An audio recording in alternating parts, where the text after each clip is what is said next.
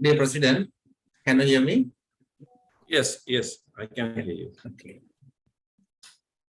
Good morning, good afternoon, good evening to the veterinarian in different regions in the world. Today is our 8th webinar in 3rd International Webinar Series. Our topic is abstract writing. Our resource person is Professor Kalana, Maduwage, Senior Lecturer, Discipline of Biomedical Sciences, University of New England, New South Wales, Australia. Thank you sir, for your valuable support for our webinar series. And our moderator is Professor Neil Allis, Director, International Relations, Head, Department of Biochemistry, Faculty of Medicine, University of Peradeniya. Thank you, Professor, for your support to success today webinar. And this is very important topic for authors and co-authors for their research and new findings for the journals and some magazines also. Without getting much time, I would like to invite our President, Dr. Nilan Satarasimha, the President of Sri Lanka Veterinary Association, to welcome you all. Thank you, Dr. Sudhar. First of all, I would like to welcome you all to the 8th webinar of the 3rd International Webinar Series of Sri Lanka Veterinary Association. And today our webinar is on abstract writing, and it is delivered by a well-known great scientist to us, Prof. Kalana Maduwage, Professor in Biochemistry, Faculty of Veterinary Medicine, Faculty of Medicine, University of Peradeniya, and also his review of more than 30 international and national peer-reviewed journals, and the academic editor of PROS Neglected Tropical Diseases and Toxins Review Journal. And last 2 years, I participated in 2 of the webinars he has conducted, and it was really very fruitful, and there were a lot of things to grab for those young researchers and the professionals. And I must thank for our today's moderator, Prof. Neil Allis. He's also Professor in Biochemistry and the head of the Department of Biochemistry, Faculty of Medicine, University of Peradeniya. And thank you, Professor Allis, and he's one of our ESCO member in 75th ESCO of Sri Lanka Veterinary Association. Thank you very much for accepting to moderate today's webinar. And without taking much time, I am passing the floor to our moderator, Professor Neil Allis, to continue with the webinar. Thank you so much. Okay, thank you, Mr. President. Hope I'm audible to you. Everybody audible to Yeah, we can hear you, Allis. Yeah. Yes. Okay. Thank you. Again, Mr. President actually passing me this, the mic to me and accepting me as the moderator. And thank you, Dr. Sudhar. And let me introduce my friend, Professor Kalana. Actually, so he was born in 1980 maybe, 1980. And after that, after the high school, junior high school, he entered to the medical faculty of, medical faculty, University of Peradeniya, and secured his MBBS in 2007. Then after that, he got his the council registration in 2008, and he read his M.Phil in the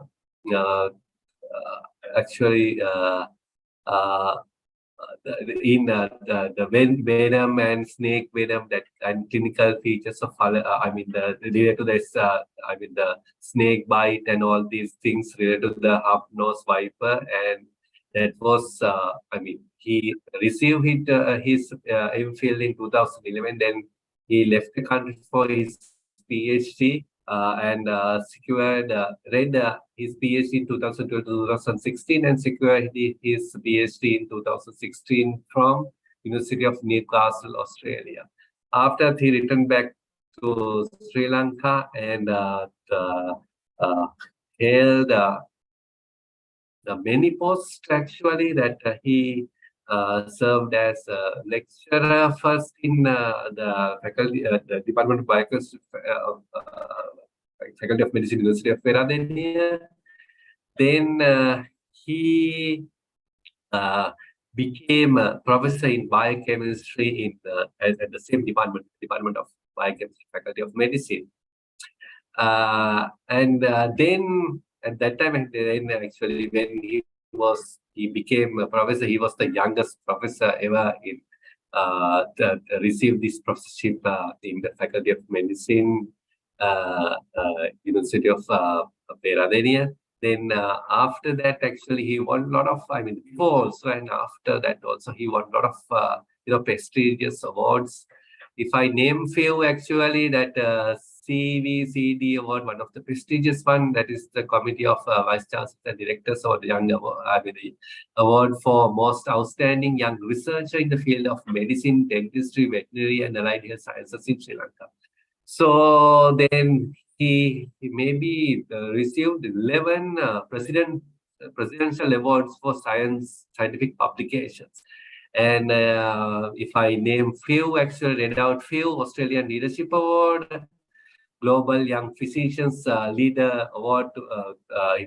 He received this one in 2016, awarded by Intra-Academy Medical Panel and the World Academy of Science for 20 outstanding young physicians, physician leaders in the world, age under 40 years.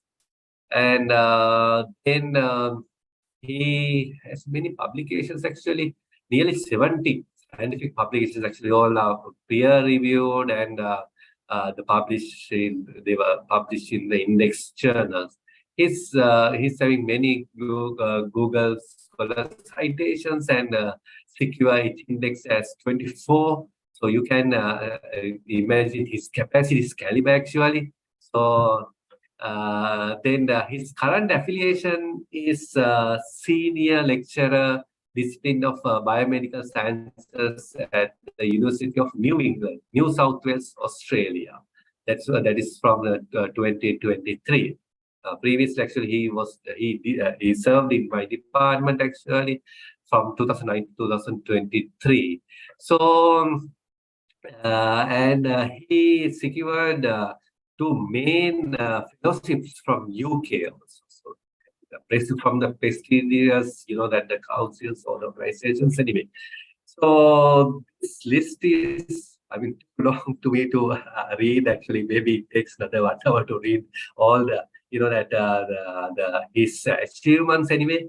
And please excuse me, Professor Kalana, actually, not. I have no time to actually read all these things, but anyway, so to encourage these young people, actually, I read few things, actually, few more things. He has done many orations, actually. So, and before, and a couple of months, several months before he leave my department, he won very prestigious award from the University of Peradeniya regarding his the research caliber and the publication caliber. So these, I think, that these evidences are enough to actually show his caliber, maybe. Anyway, so Professor Kalana, actually, I like to, invite you and hand over this platform you to start, your presentation on scientific writing of writing regarding the, the abstract writing. Anyway, please welcome, sir, actually, to please start your presentation.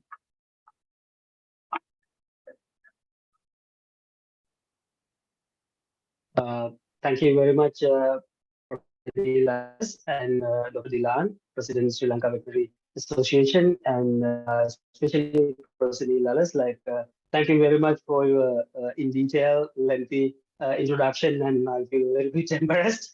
It's too long, and thank you very much. And I felt like it was like back home, at least by online.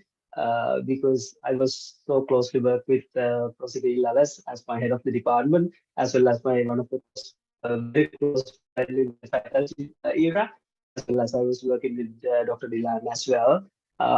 And thank you very much for inviting for me to deliver this webinar on how to write an abstract. And I think we will have a diverse group of audience. I felt that this is also still in live in YouTube. Therefore, I prepared my presentation to cater a diverse group of young scientists and as well as researchers, as well as academics and other people who are working in research-related fields. Probably this is how I thought to conduct this webinar. I will give an initial presentation to you. I'll speak for maybe 40 minutes, 45 minutes.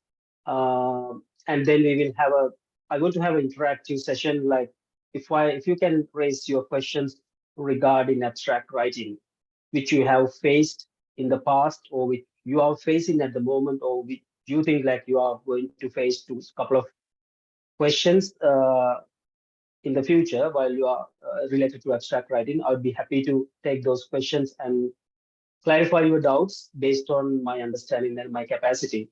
Therefore, at the end of this session, I would expect your active participation by questioning for an active discussion. But in the meantime, if you have any doubts about the content in my slides, content on my sentences and explanations, please stop me at any time. You can raise your hand or you can stop me at any time. I'll slow it down and I'll be happy to explain it in another word and by taking time, because we have plenty of time to discuss this. Right. How to write an abstract? Like if you are working in the field of research, it may be as a student or as a experienced researcher, you can't avoid writing abstract. It's such a common writing task in research and science and academic field, right? Therefore, you can't avoid writing abstract.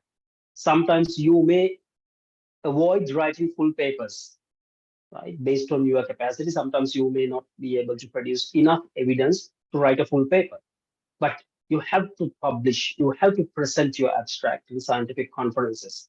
That is important for your promotions, important for to complete your grants, to complete your thesis or book chapter or whatever thing. Therefore, you can't avoid abstract. Therefore, everyone should have at least a certain understanding about how to write an abstract, right?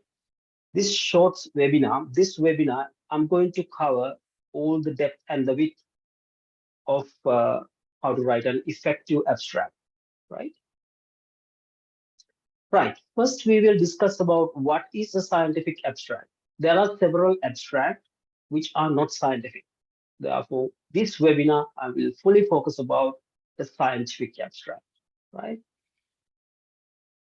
If I want to describe what is a scientific abstract by a single sentence, if someone asks what is a scientific abstract, it's a very concise presentation of a scientific study. That's the essence or the ultimate summary or the tip of the iceberg of a scientific study. Sometimes you may have to summarize a huge study which you have conducted during last 10 years for 250 words or 200 words. It is a very challenging task, and it is a very concise presentation of the major component of what you have done to the science, maybe 40 years time, right? Therefore, this is an absolute challenge because this is the marketing point. This is the advertisement point. This is the highlighting point, what you have done to the science by highlighting your scientific and research and experimental potential. Therefore, if you can write an effective scientific abstract, you can market what you have done and you can attract grants. You can teach to your students. You can attract a huge audience, right? Therefore, abstract writing in science is utmost important to become an eminent scientist in the field. or a researcher. And I have seen a couple of people, and they are really good scientists, but sometimes their writing skills, like a presentation skills, like abstract writing skills, are not very good, and those abstract may have rejected from some conferences, especially in the international arena. And sometimes, even though they have found a significant results out of their study, and because they are poor scientific abstract submission to the conference, it has been cornered and selected as just a oral, as a poster presentation, right? You know, in scientific conferences, everyone is actually targeting to present it as an oral presentation, right? Or a stage presentation. But the demarcation between which abstracts are going to be selected as oral presentations and which abstracts are going to be poster presentations, it is 100% depend on the way that you write your abstract, right? And your abstract should include the purpose, why you have done that study, what method you have used for your study, and what you have found. I'll come back to all these components again and again during this presentation. It's a condensed version of a full paper, right? It's not an introduction. It's just, sometimes, you know, the full paper may be 2,500 words or 3,000 words. You have to condense the purpose of your study, the method, and the key findings for 200 or 250 words. It's a condensed version of full paper. That is why it is a challenge. And it's abstracts are the widely distributed piece of information among the scientists, right? Not the full papers. As all of you know, if you want to find out what are the previous studies that have been done on a particular topic, first we got into the PubMed and just write some keywords and find out what are the abstracts come into as a result. Therefore, everyone first focus about the abstracts, not the full papers. Based on the content of the abstract, researcher or an academic will decide, okay, I want to read the full paper, but this one abstract is not very helpful. I'm not going to read this full paper. Therefore, your citations, your H-index, and to become a good scientist in the field, you have to write a good abstract. Then only it will be cited in a good databases like PubMed and Medline and Embase and other databases. And then the other people will look into the abstract, and then they will decide, okay, I want to read a full paper or not, right? Therefore, your future citations are completely depend on your scientific abstract quality. This is the commonest way to communicate science to the audience and to the peer scientists, right?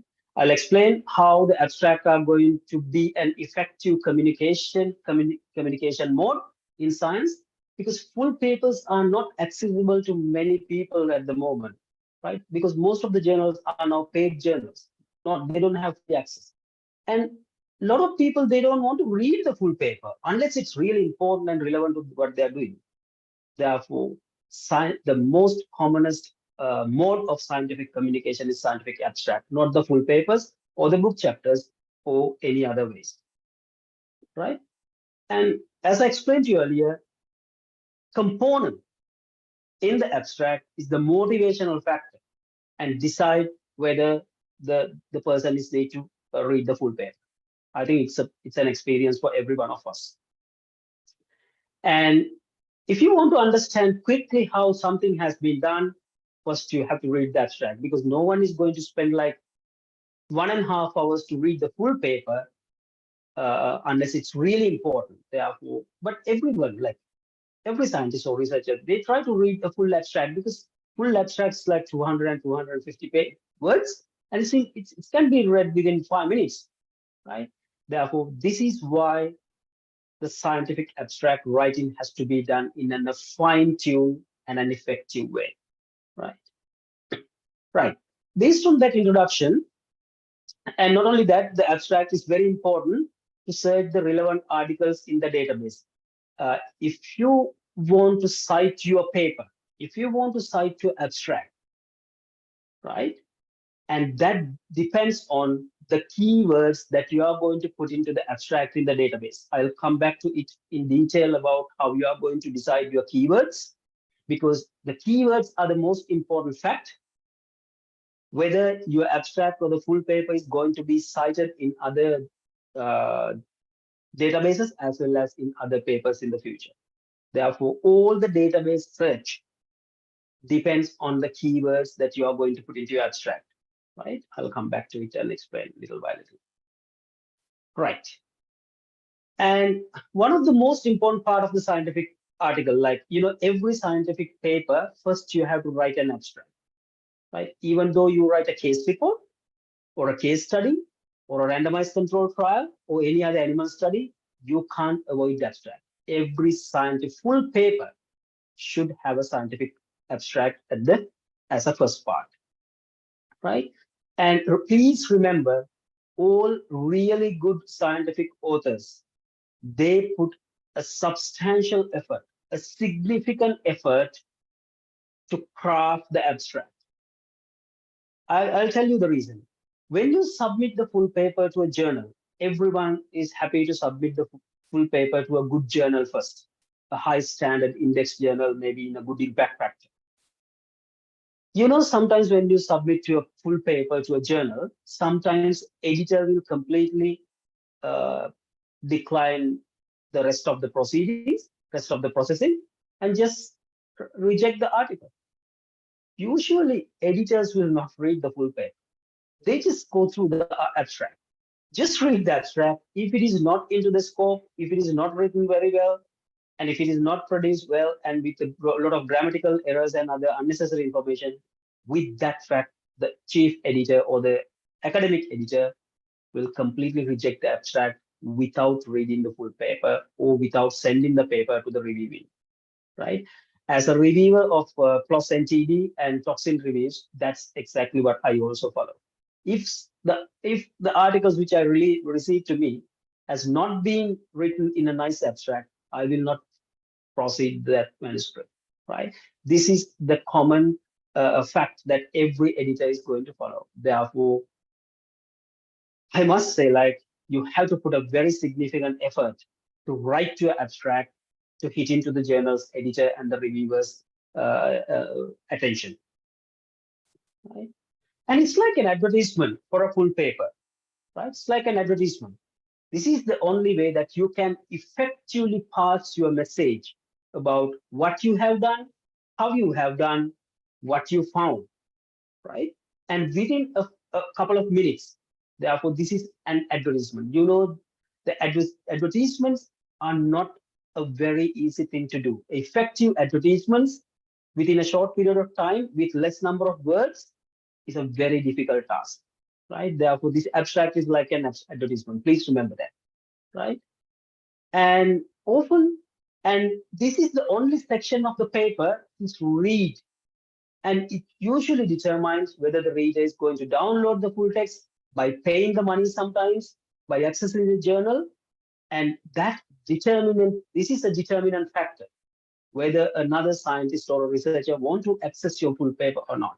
Therefore, abstract has to be written without any problem, any errors, right? And in conference papers, in conference presentation, the abstract will determine whether it's going to be accepted or not. Now in Sri Lankan situation, there are hundreds and hundreds of conferences are there.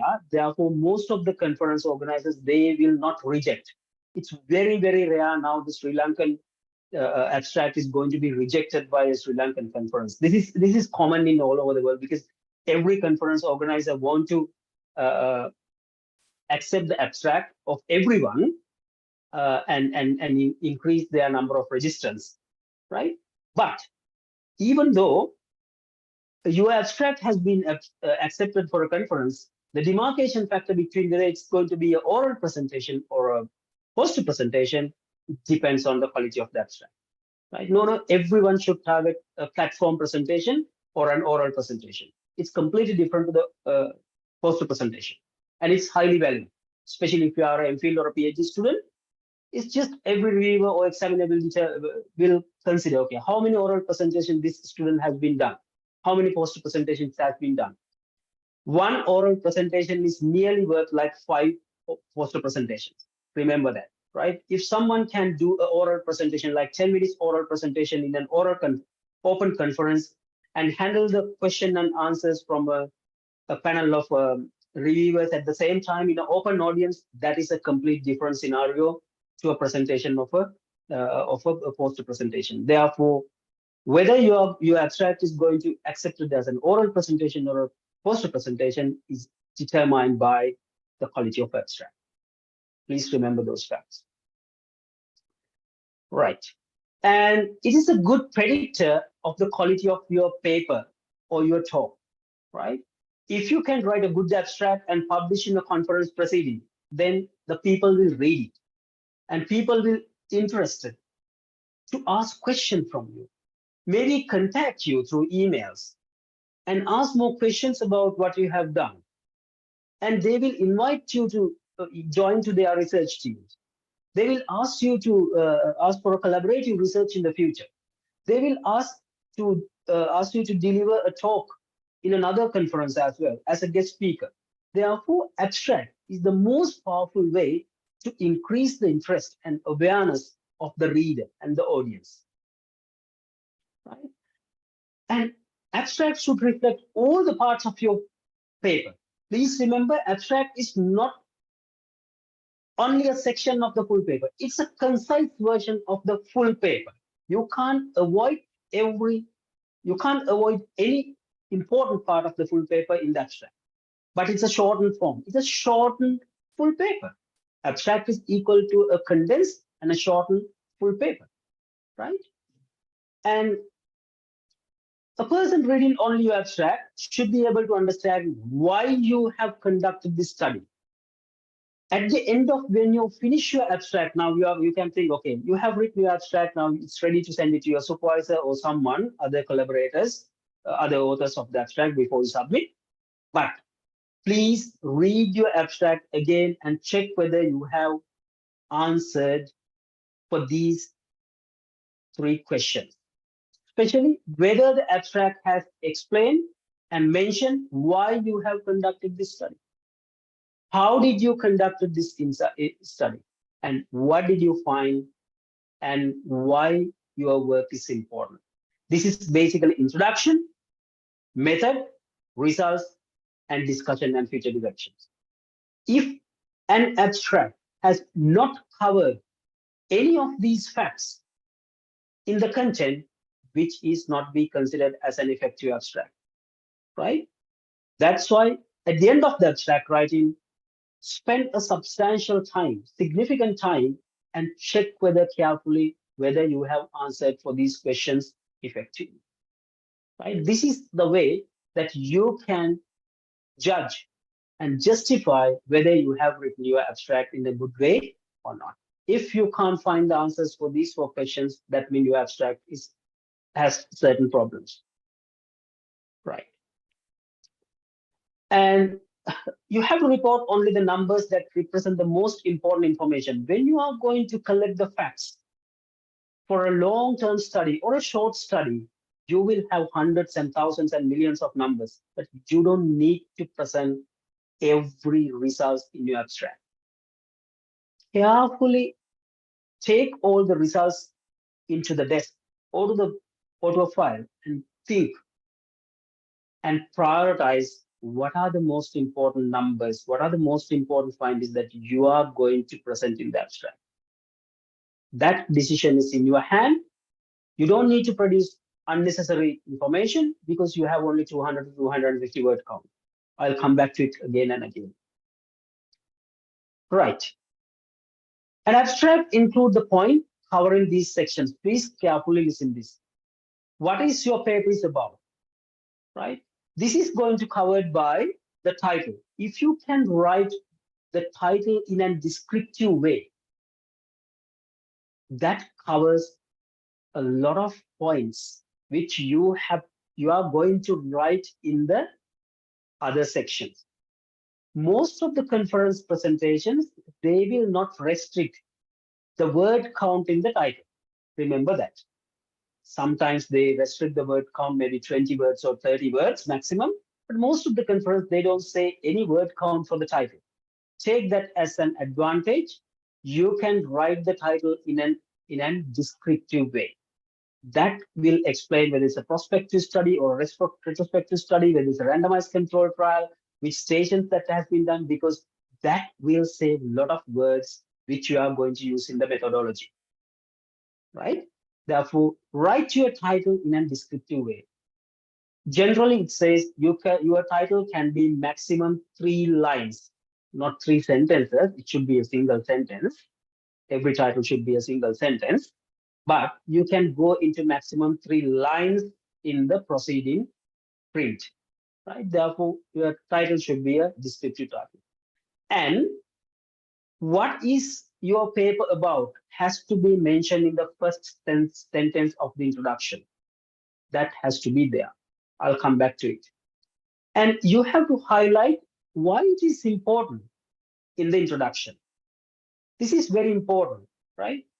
Unless you are raising the importance of your study by the abstract, through the abstract, no one is going to read it. If this is the first kind of study that you have done, you have to write. There are no studies found on effect A on the disease B or something like that, right? You have to highlight the importance of your study in a single sentence in the introduction, right? And then how did you do it? Methodology is the section that will describe how did you do this study. I'll come back to it. It's just a very brief description of your methodology. You are not going to study, you are not going to discuss about the science, statistics calculations, sample size calculation, and randomization methods or so. This is just a description of methodology in 2 or maximum 3 sentences. And then you have to find out, you have to write, what did you find? That is the result section, right? What your major findings. I'll come back to it. I'll come back all these sections one by one. And then finally, why are your findings are significant? That is under the discussion. Why it is important, whether your findings can be directly applicable to the patient treatments, or whether it's going to be change the patient management, whether your animal study results can be extrapolated into the human study, whether your case study is the first such kind of case report that you are going to present this year. Those things has to be discussed. But abstract is, the word limit of the abstract is usually inadequate to compare your results with another study which has been done before that. Abstract is not create enough word count to compare and contrast your results with the other previous studies. Therefore, don't make any attempt to compare the results of your study to a previously published related studies in the abstract, which is in the word limit of 200 to 250, which is not possible to achieve. Right. I think my slides and my voice is very clearly audible to everyone. Is that right? Yeah, definitely. Yes, definitely. Yes. Great. Thank you. Right. Yes. Now, thank you. Right. We will discuss why you are going to write an abstract. What is the reason? Right. Abstracts are necessary for both selection and indexing purposes. There are several purposes of writing an abstract. One thing is it's a mandatory component of a full paper. It's a mandatory component of a thesis. It's a mandatory component of a book chapter. It's a mandatory component of a grant application, right?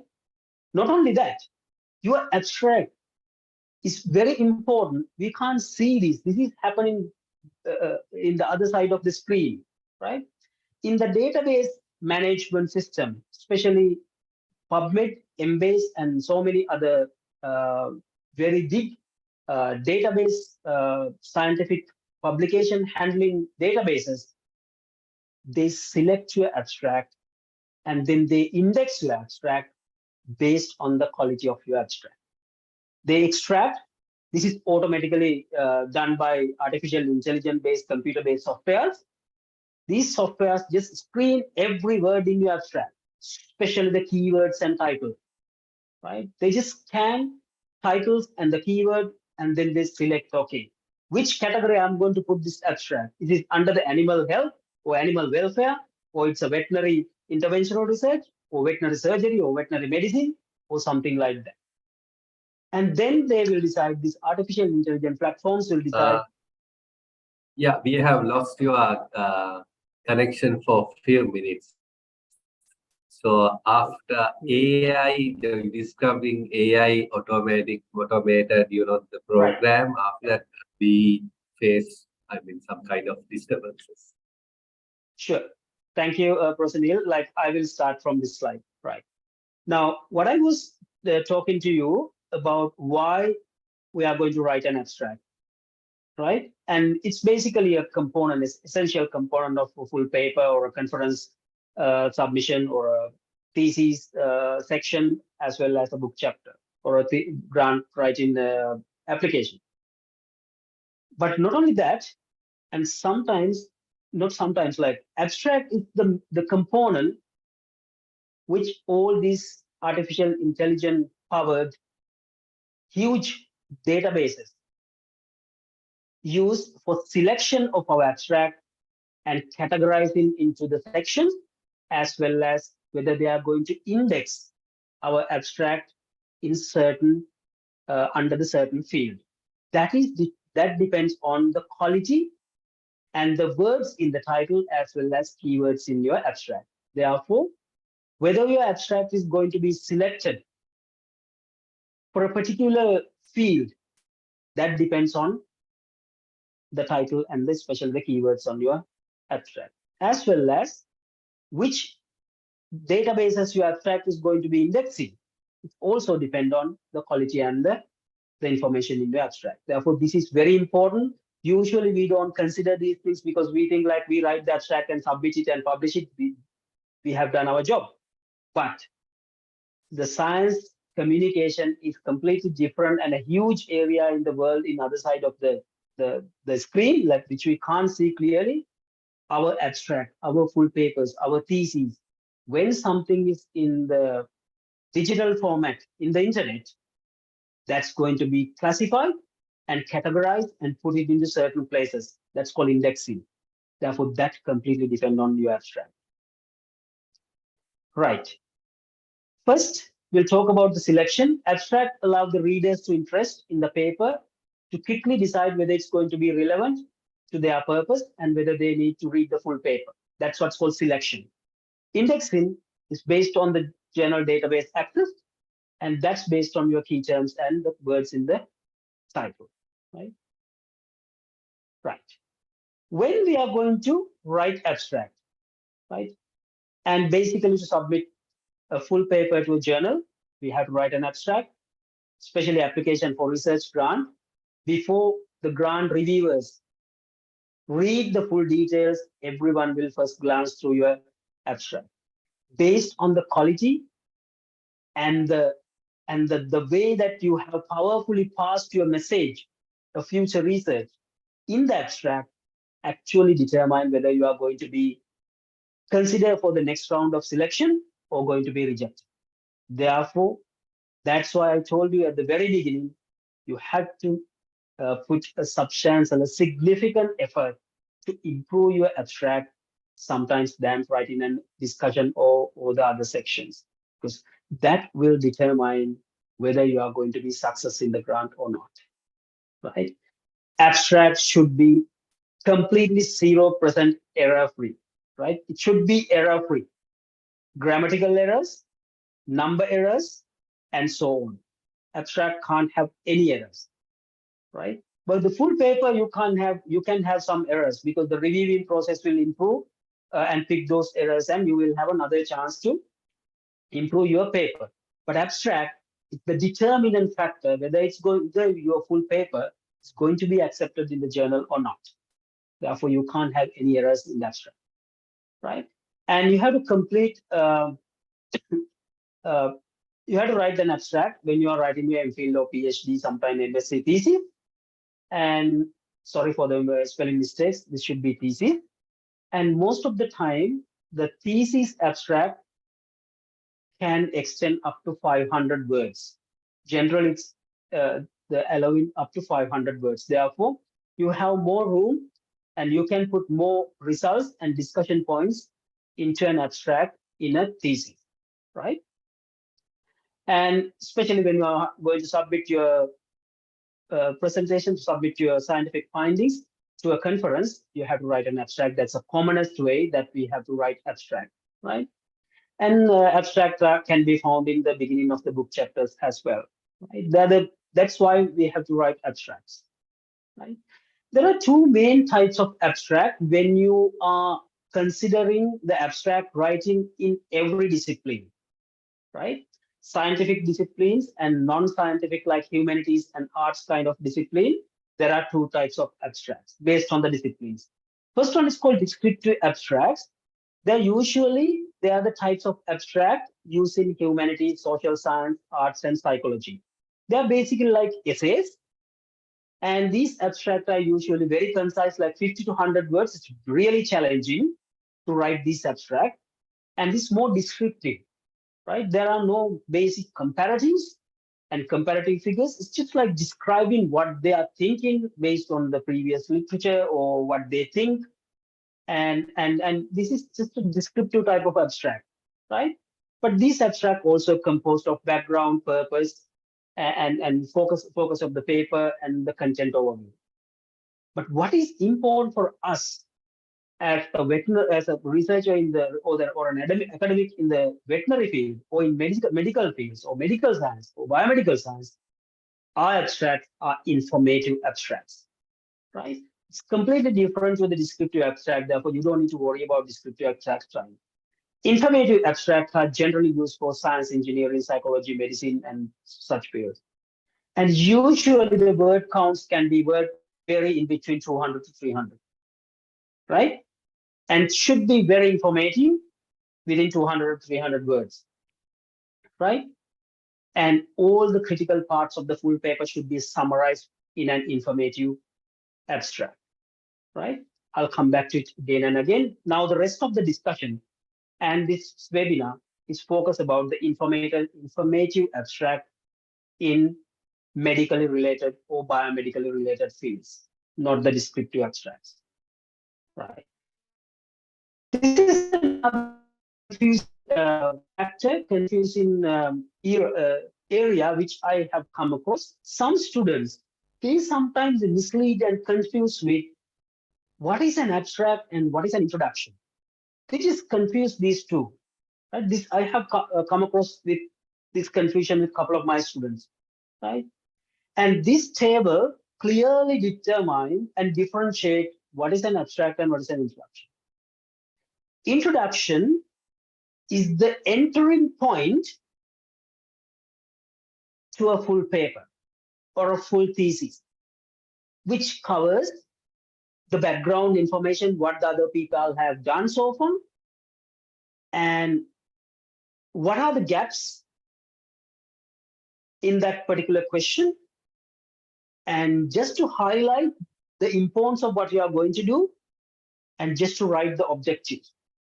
That is what is called introduction. That is the introductory, like entering point to the whole study. That's an introduction, right? Introduction is very important to create the necessary points in the discussion.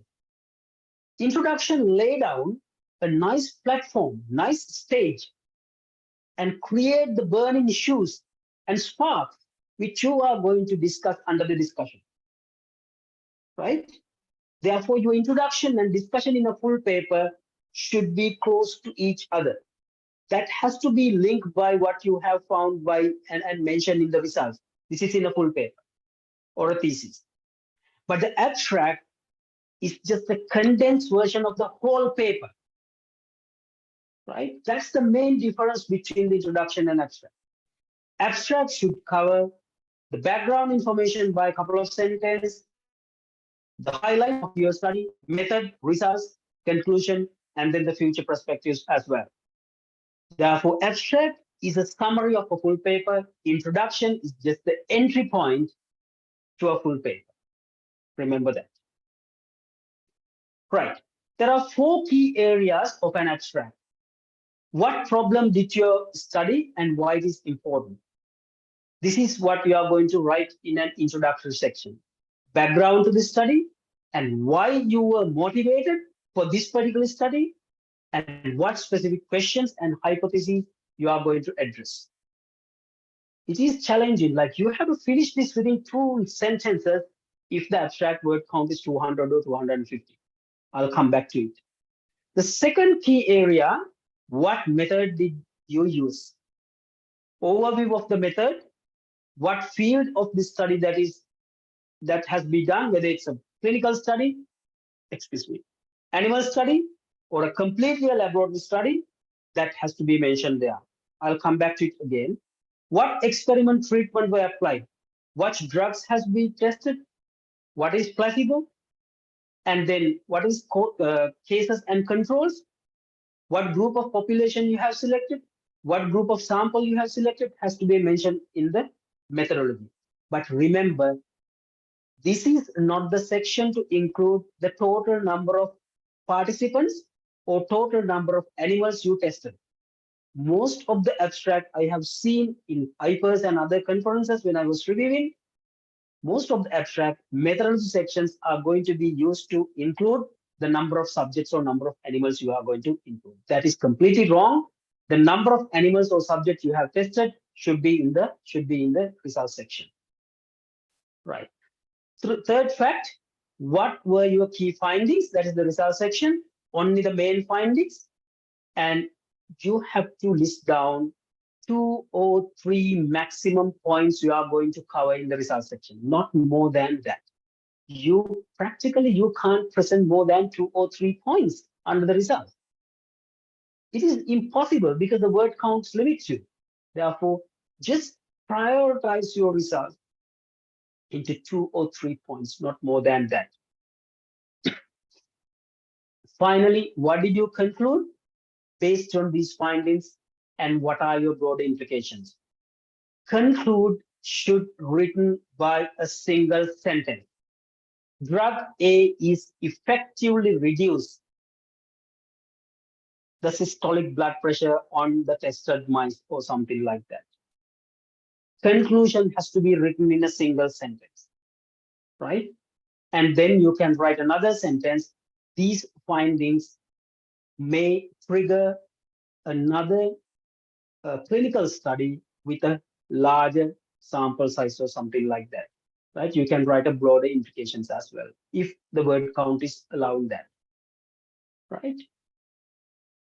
And you can write whether it's a new or innovative finding. This is the first time this association has been explored in this area or something like that. This is the first such study, right? Right.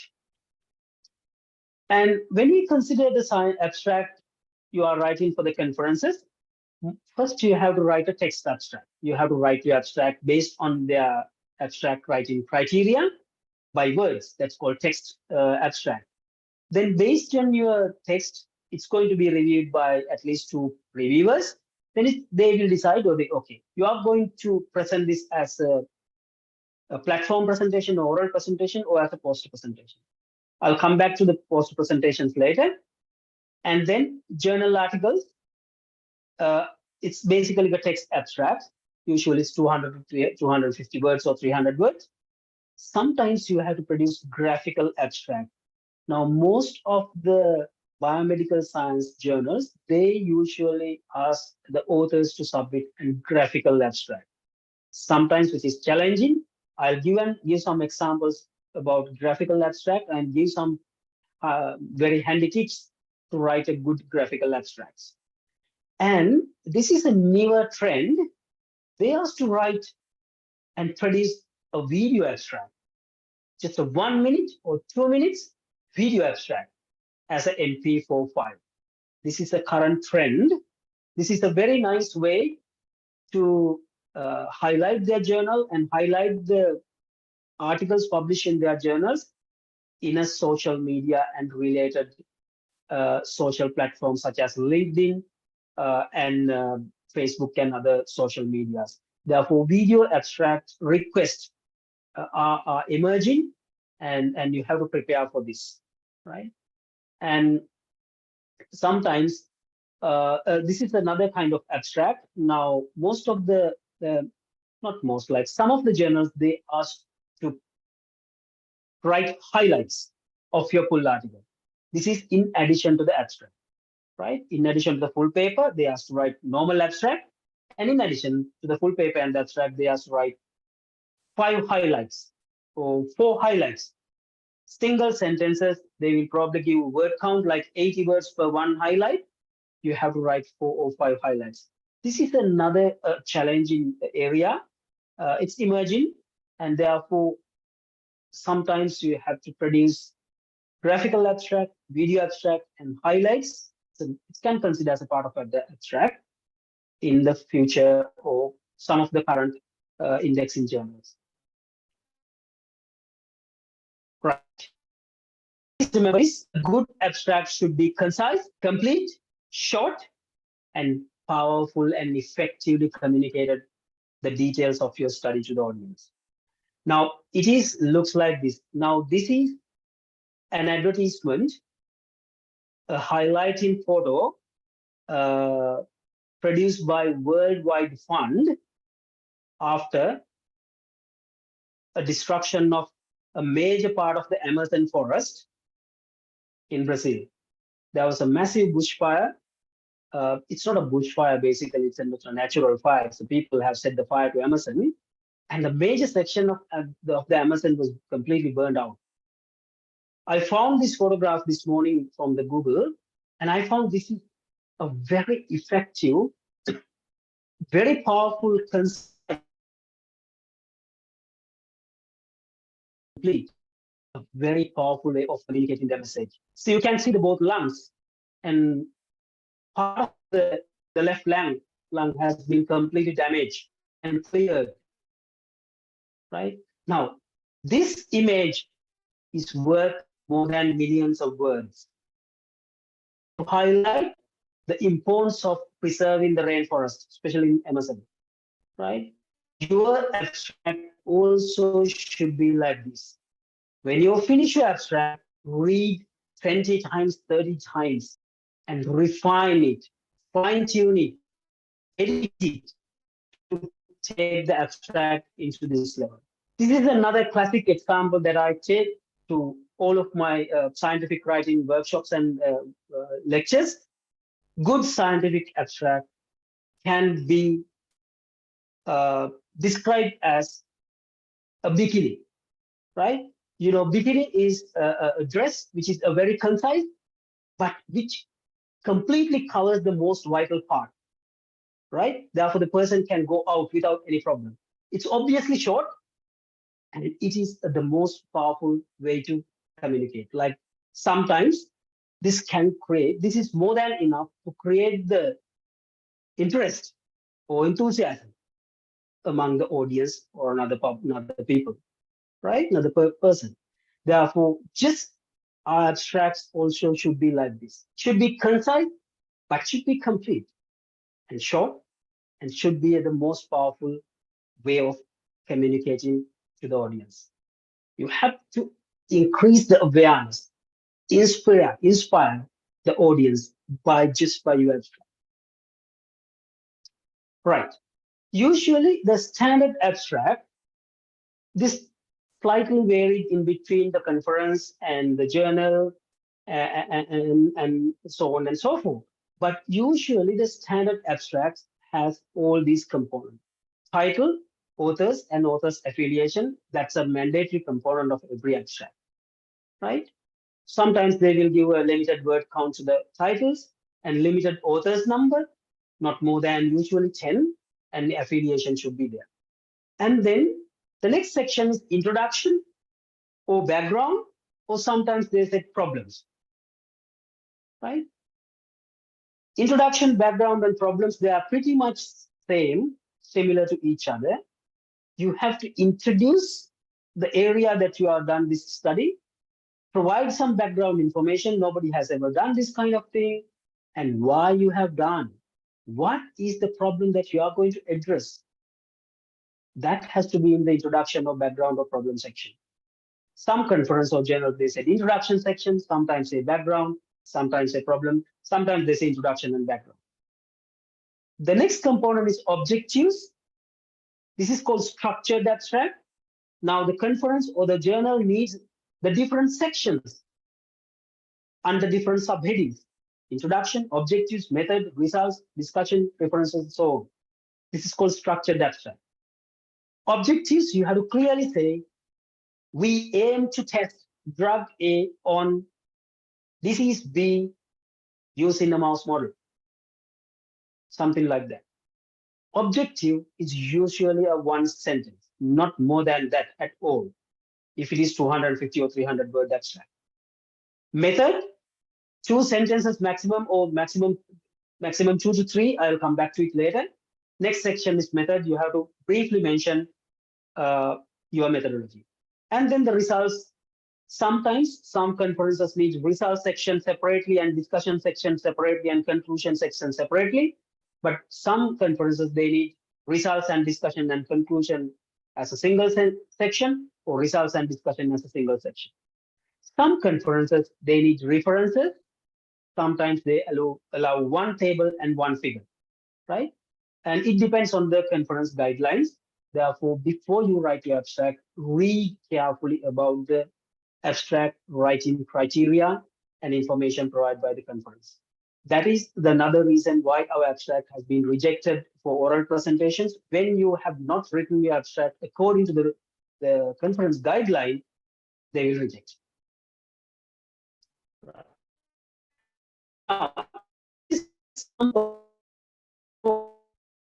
Structured abstract, but this one actually allowed 500 words. That's why you can see it's a very lengthy abstract. We have written a lot of stuff. Title, a lengthy title. This title itself describes a lot of facts about this study. That's a lot of words in the major sections. That's why I told you, you can write your title. If there's no word count, you can write your title into a lengthy title and describe what you have done in the title. Then you don't need to repeat those things in the normal, in the main body, right? Now, this is a randomized controlled trial of low dose and fresh frozen plasma for high dose of antivenom for a snake bite, right? You can see the authors and then the affiliation. This is what is called structured abstract. The conference needs the objectives. Here you can see there's no background, no introduction, no problem section. Straight away objective. And then the method, results, and the conclusion. Because this conference are allowing 500 words, we can write lengthy abstract. This is an example for a structured abstract. You can see the keywords, snake, coagulopathy, and then envenomation. I'll come back to the keywords in the last section. Just to highlight one thing here, you don't need to include the terms that you included in the title again as the keyword. That's another common mistake most of the writers do, researchers do. We don't need to use the word that you used in the title as keywords. Obviously, use your keyword option to write additional words in addition to what you have written in the title, right? The word snake is not in the title. We have put snake, but the word coagulopathy has put as a keyword that is completely not necessary. Envenomation has mentioned because the title mentions that envenoming. Envenoming and envenomation are similar in meaning.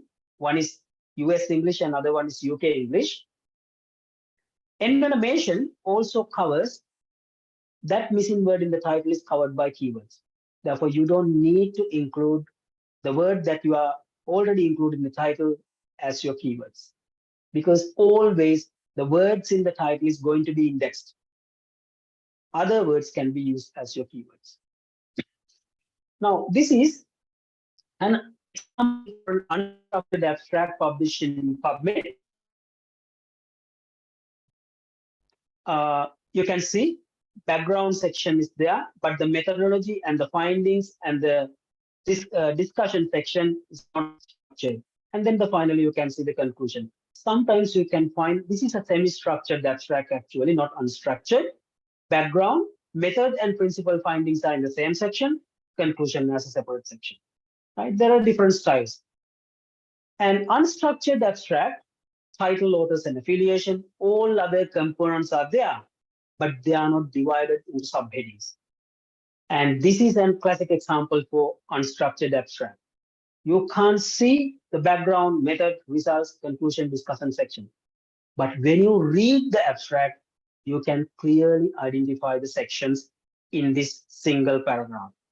Now you can see the first section. That's where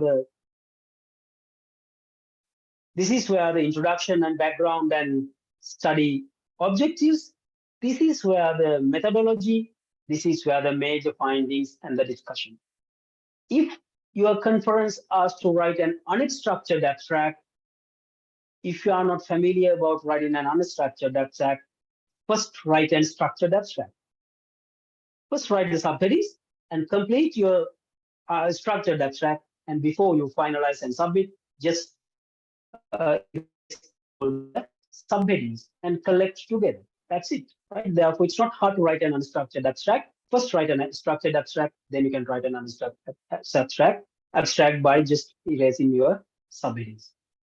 And this is another example for an unstructured abstract. You can see this study, the summary. Abstract is mentioned as the word called summary, but it's basically the key findings, right? Method, results, and discussion, everything is in a single paragraph. Right.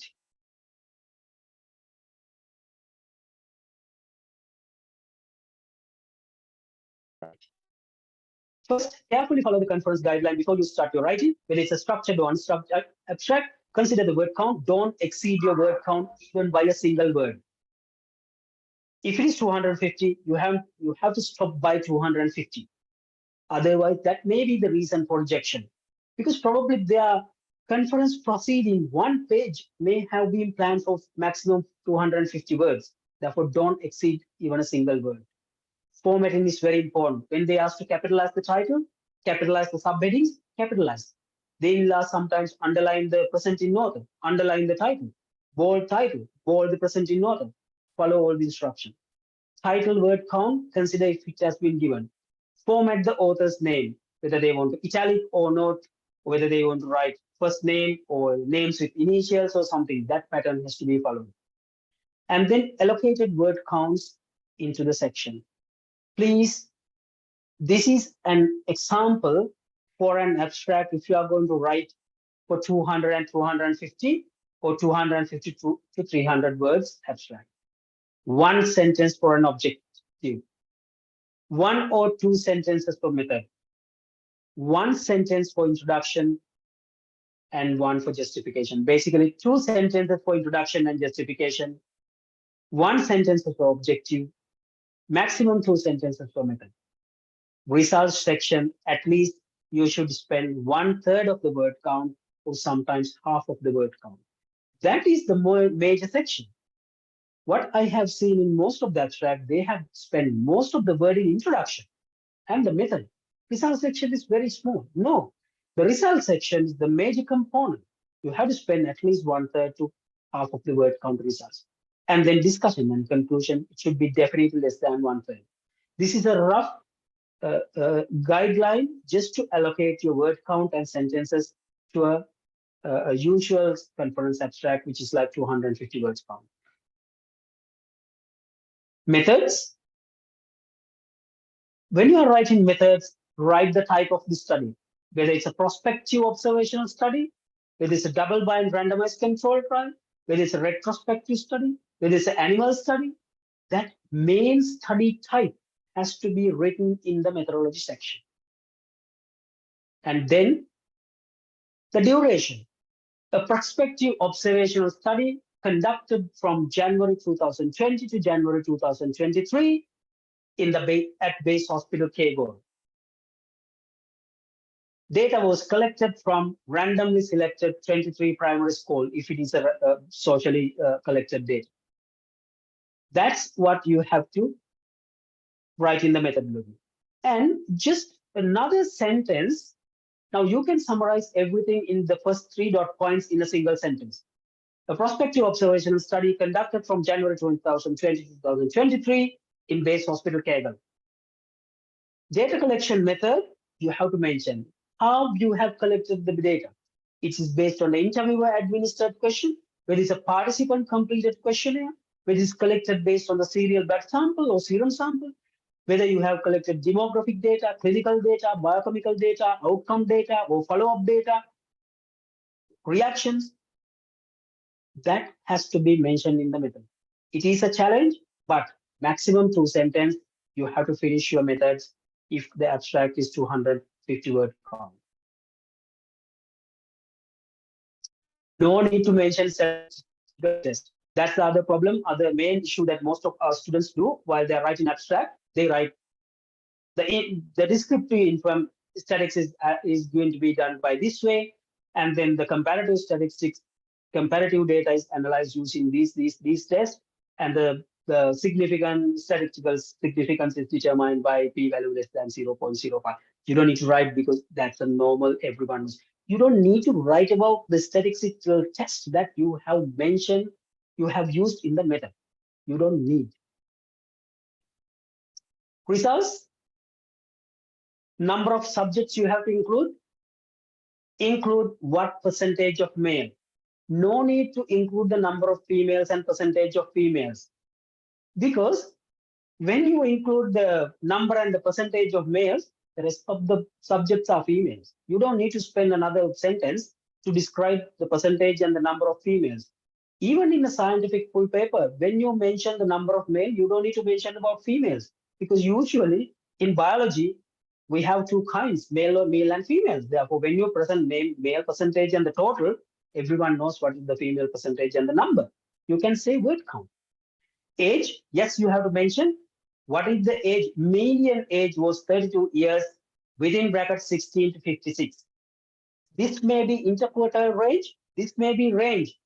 Better you can mention the median age was 32 years, range 16 to 56 years, so interquartile range 16 to 56 years.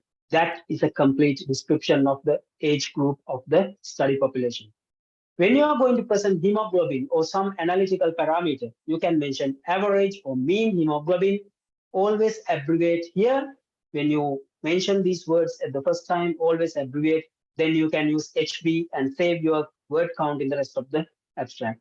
7.6 gram per liter, interquartile range within bracket IQR. Then you can use IQR in the rest of the abstract, 6.8 to 8.4. That is more than enough. Now everyone will understand the mean hemoglobin concentration is 7.6, interquartile range is 6.8 to 8.4. And this is another way you can write your results. Mean factor concentration 5, 7, 10. Mean factor 5, 7, 10 concentrations were 40, 67, and 85 respectively. You can say at least 3 words by using this writing pattern. You can write 3 or 4 things in a single sentence into a consecutive order, then present the numeric value into the order and find the word respectively. Then factor 5 level is 40, factor 7 concentration is 67, factor 10 concentration is 85. This is another very important pattern that you can use to write the results, saving your words. See, this is how you can write the comparative data in your results. Pre-antivenom venom concentrations as the INR and APTT were correlated. Pre-antivenom concentration is correlated with INR and APTT.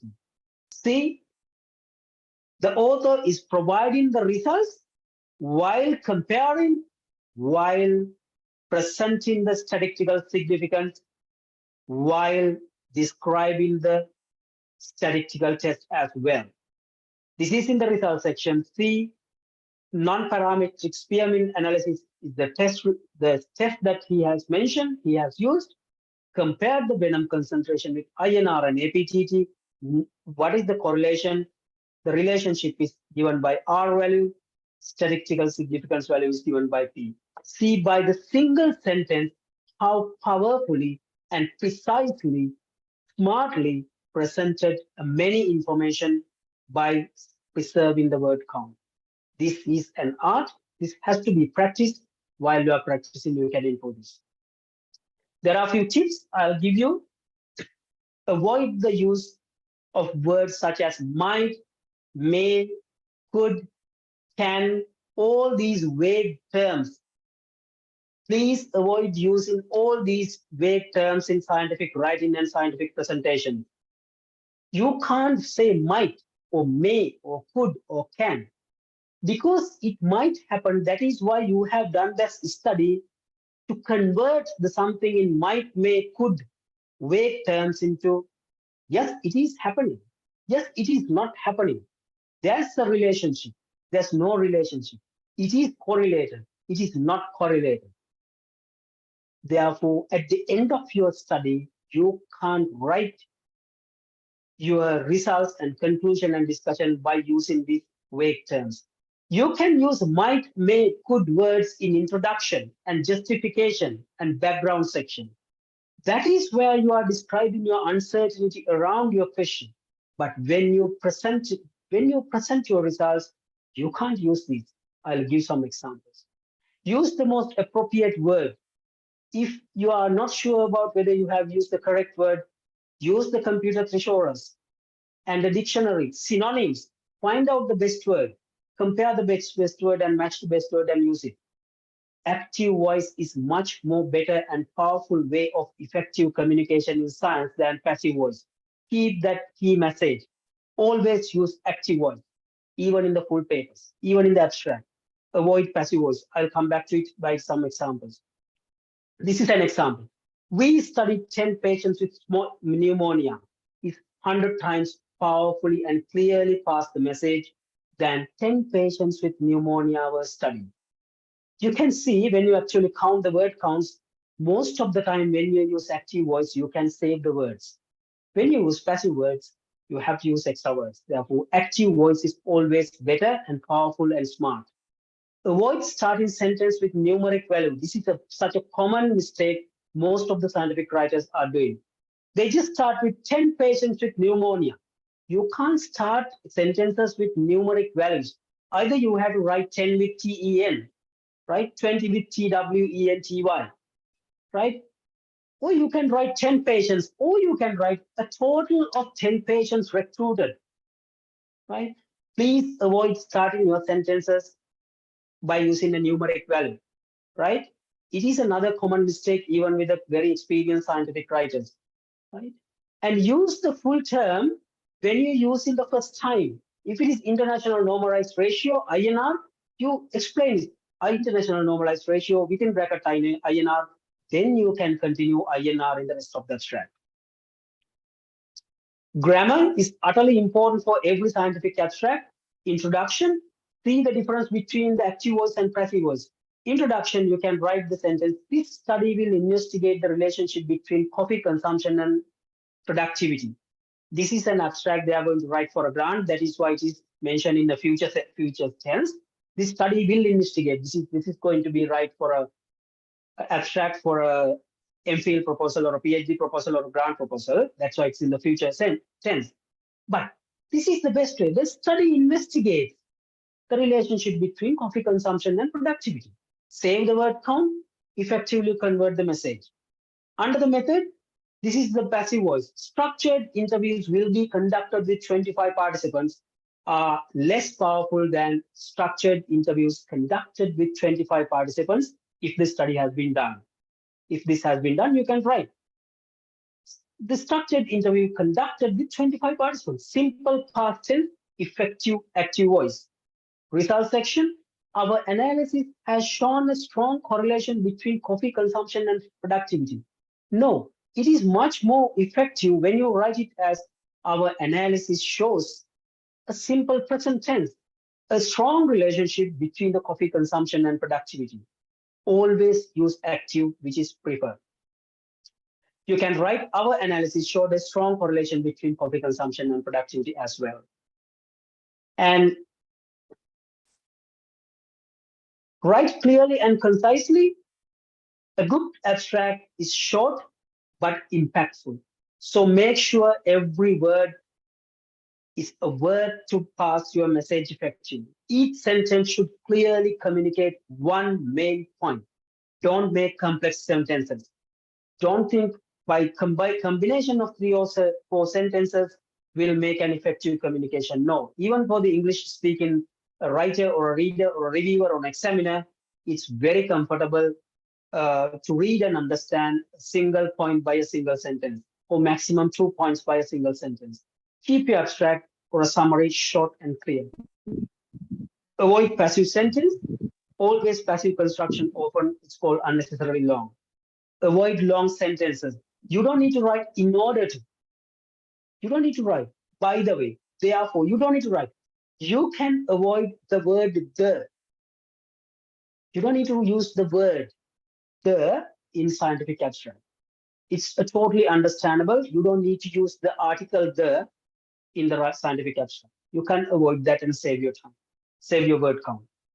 Avoid obscure jargon. Always try to write the abstract to cover the wider audience, not general public if it is a scientific paper, but not only to the person who is really working in your field. Just a little bit of scope, right? Don't use a very technical words in the abstract. You can use the technical words in the main text, main full paper. Avoid repetition of the word. When you use a same word in the introduction and method, you can use a synonym in the results section, right? It is very nice. It's very comfortable for the readers and to the audience. Always avoid detailed descriptions about background and methodology. Right. When you finish your abstract writing or draft, carefully eliminate unnecessary words. Unnecessary words can be trimmed off. Correct your grammar into 100%. Cohesion, there should be a cohesion. There should be a flow. There should be a link between each and every sentence. There should be a flow. Avoid repetition of the same word. You can use synonyms instead. Review, relax, and again review in another day, many times by multiple people, and fine-tune. Don't write your abstract the day before your deadlines. Write your abstract at least a week before. Review and review and review, and then take a break and rest and review in another day, right? In a fresh mind. And give your abstract to another student, another peer academic, and just ask whether can you understand this? Is this a good abstract? What are your suggestions? Please, you will improve your abstract writing with your peers and peer academics. When you are going to write an abstract, I follow this sequence. Different people have different sequence. I usually write the objectives first. And then the overall method section.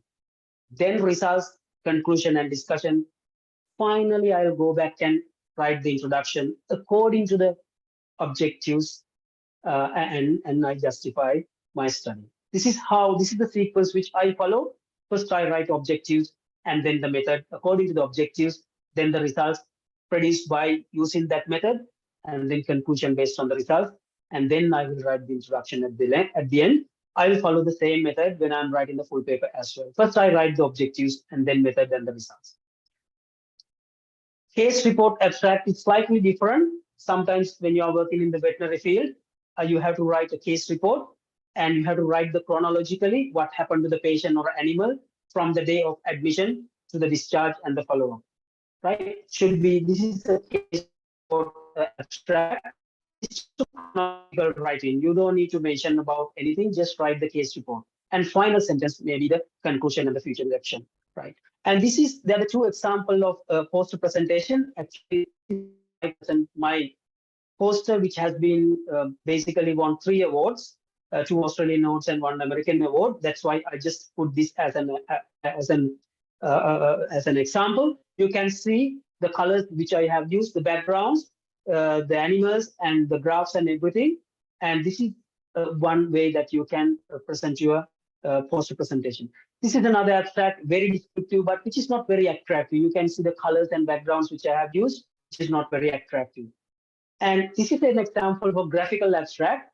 They have used this plant product, leaves and roots, which is not very clear whether they have used plants or roots. But this is a graphical abstract. They have isolated something from plants or roots, which I don't know, and we don't know what is this. And then they have given this to a wiper bytes, and they have found some effect. But you can see different font sizes.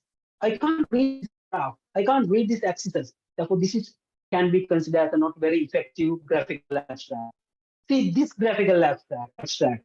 See the population, the number of subjects they have used, the moderate to severe asthma patient, baseline. What are the treatment? They have used azithromycin for 75 patients. The rest of the things are placebo. See the two arms. What they have measured, TNF markers by ELISA. They have used these serum and these markers. See the results. They have analyzed baseline association, not severe group, tumor necrotic factor change in severe group and not severe group. This is the trend. You can see how it's going to be increased with the two groups and see the effect of azithromycin, placebo group and the azithromycin group. Look at the font, look at the font size. See the whole abstract, the whole summary of the whole paper can be extracted out of this single graphical abstract. See, it's very precise, very clear. I haven't read this abstract. I haven't read the full paper, but I can easily summarize and describe what these people have done by looking at this graphical abstract. This is another graphical abstract. Mention which hospital, which duration, and then which patient has been recruited, and then what they have done, what they have analyzed. See the methodologies that they have found, and the main problem is they have used different font sizes, which can't be acceptable.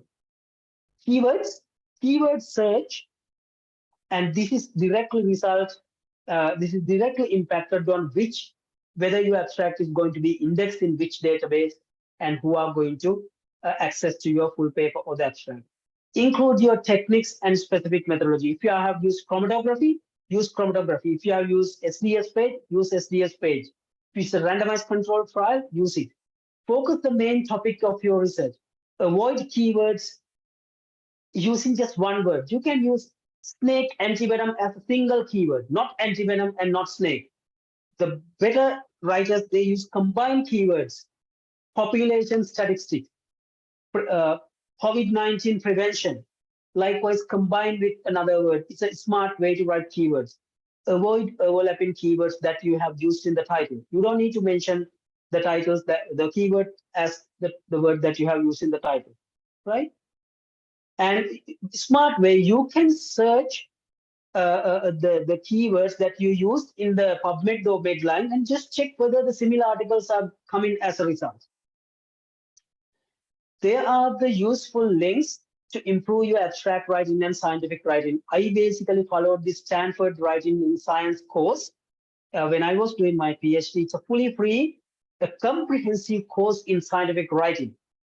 You can't finish it within, I think it will take 3 months, step by step, fully free, but you will improve your scientific writing into a completely different level, right? And this is another way, principle of academic writing. And please go through these websites and you can improve your knowledge about scientific writing. I have taken a lot of time, but based on the available time from the organizing committee, I'm happy to answer for the questions that you have based on my capacity. Thank you very much. Thank you very much, Professor Kalana. Actually, I think you didn't take much, that much long time area. So I know that actually it is very difficult to concise all the parts within 1 hour. That I think you have included all the essential parts, all the ABCs to the fundamentals, basic principles, and all the things included in this, in your presentation. So then this is the time for the participants, actually, that online participants to ask questions. Yeah, this one person showing like Galaxy A10s. So do you need to ask question?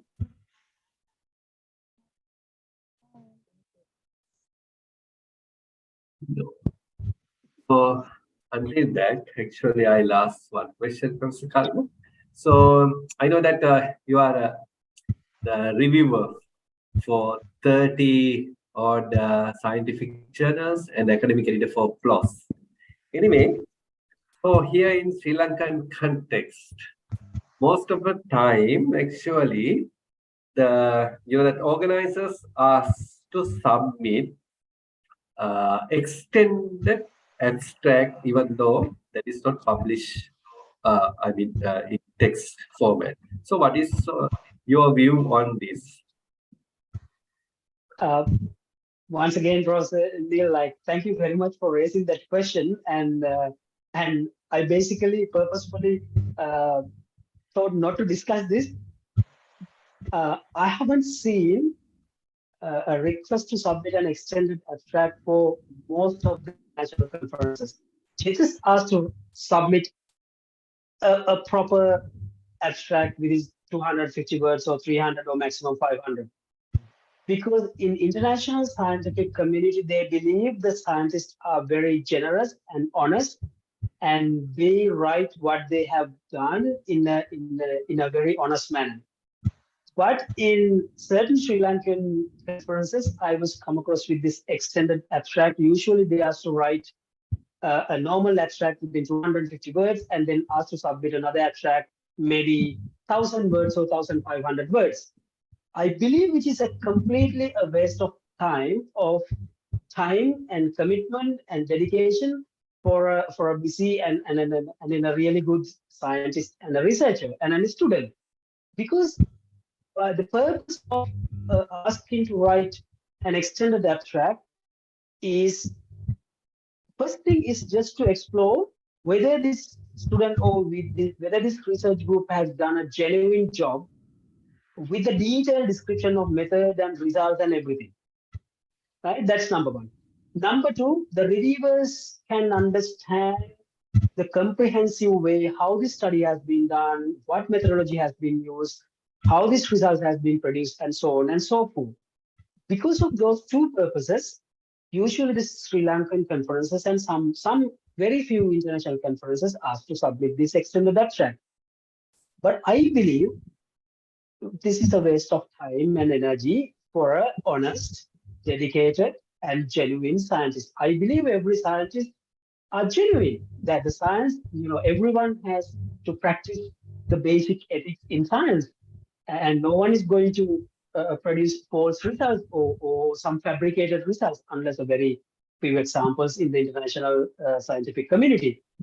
When someone can completely submit a full article without doing anything, but we don't know whether this group has been actually collected this data and used this methodology. They can write a full paper without doing anything. But we have to believe the honesty of the authors. Therefore, with that belief and with that main ethical principle which we follow every scientist in the world, I don't think, I think the request of submission of an extended abstract is an unnecessary thing. Oh, yeah. Thank you, Professor Kalana. Actually, so I normally participate in this kind of meetings in the university. Sometimes the organizers and reviewers, the main claim is they can't understand the abstract without extended abstract. I think that is lack of the reviewers. I don't believe the authors suffer for their their lack of abilities and to understand scientific papers. If you actually, I totally agree with you. If the conference scientific committee can find an appropriate reviewer related to the field of this study, I think that will not be a problem, isn't it? Yeah, and other thing is actually this is discouraging genuine people if they ask the extended abstract. So that is thank you for that comment. And one participant K. Dami has sent thank yous, and she's thanking actually for the presentation for you, Professor Kalana.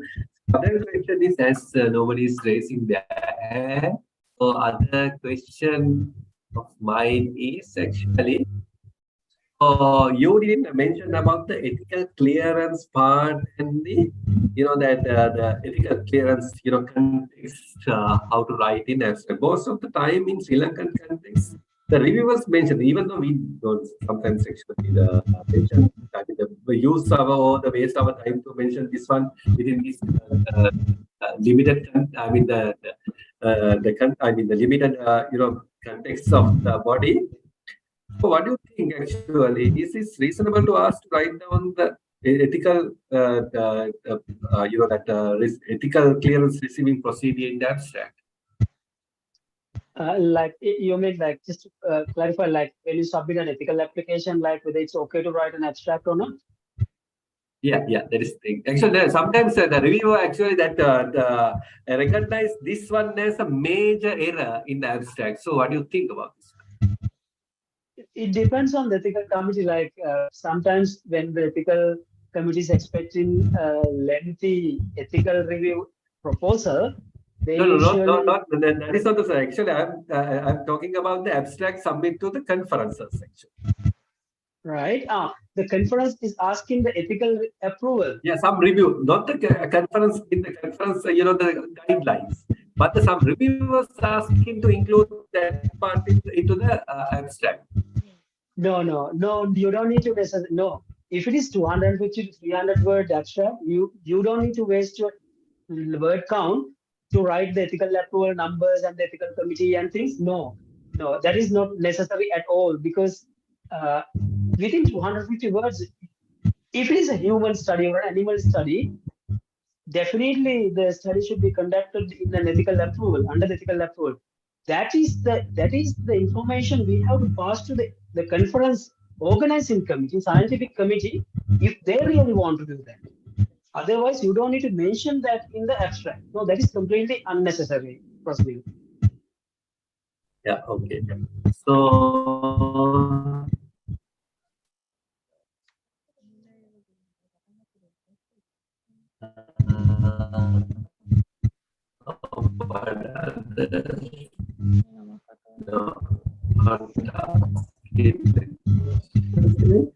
so the other thing is actually the review committee.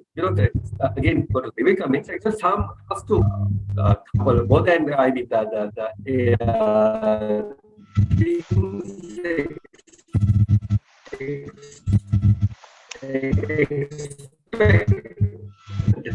in the conclusion section, some reviewers might suggest a conclusion. So, and the chemical testing and all the things. Only the chemical testing, that culture, the cell culture studies. When you look at the conclusion, they try to connect the conclusion to the human diseases. What do you think about that? No, it's completely unnecessary. Yes, in abstract, you don't need to mention about the applications and future directions into great details. That is the section in the full paper discussion and the future direction. Abstract, what you have to conclude, what is your conclusion out of your results? That's all. You don't need to mention whether these results can be accelerated into the prevention of certain type of malignancies in humans or something. No, that is not the scope of the abstract. It's not necessary. So, do you think actually after scientists, after they done just lab test and the culture test, can they combine their results with human diseases or the clinical diseases or the whatever the things? Abstract is not the place to incorporate the laboratory-based stuff with the clinical research findings or clinical research planning.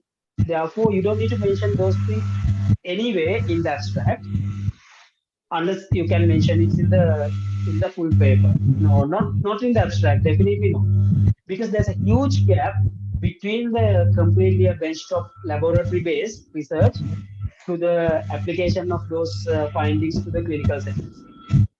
Okay. So I saw few of these, the conferences. If you go through the order directions and the instructions, sometimes they ask to write down the future directions also. So as you mentioned, actually future directions are not necessary to include to the abstract. So if I mean if the organizing party asks you to write down the future directions, can't help. You have to write down. Otherwise, you don't have to include the future directions to the abstract. What do you think? Correct. Yeah, okay. Correct. If the conference organizing committee wants to write future directions and future implications as a completely different section subheading, yes, you have to write. But again, if it is a lab-based or cell culture-based or benchtop work, future direction couldn't be a clinical application because there after benchtop research, probably you can go to a in vivo kind of animal experiment. And then only you can go to the clinical kind of thing. Therefore, even at the future direction section, yes, you have to write something about the future direction, but within the same level of experiment, not directly the clinical applications or clinically related direction. Okay, so one time I can remember Professor Sam Senivaratna, former the dean of the Hong Kong University, actually he told us that is the abstract of he's our ambassador, like it is like ambassador. So I saw that actually you gave the same meaning and the same the color, to give the same color to the abstract while you, the describing while you try to educate the participant during your session. So then I understand that anyway, thank you, Professor Kalana. You have done a very marvelous the webinar. So can I ask another couple of questions for the participants anyway? So one participant actually asked that is anyway that P. Santos actually send you his or her the gratitude to you and thanking you for doing this the webinar. So the other thing is actually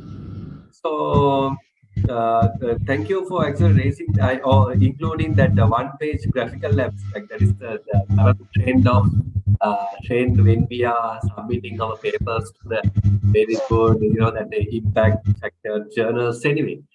So thank you for that information actually. So and the other one is passive voice. So here I saw even the couple of that years back also that some I don't want to actually criticize the people anyway. Some people actually that the resource person when they try to teach the youngsters in teaching methodology and some MSc courses, they always encourage people to the young generation to use this passive voice context. So how we can actually anyway that normally I advise my students not to use this passive voice, always try to use active voice, and so I give examples. Normally this nature people actually nature as you are holding a nature related paper also actually that you have very good papers in your CV anyway.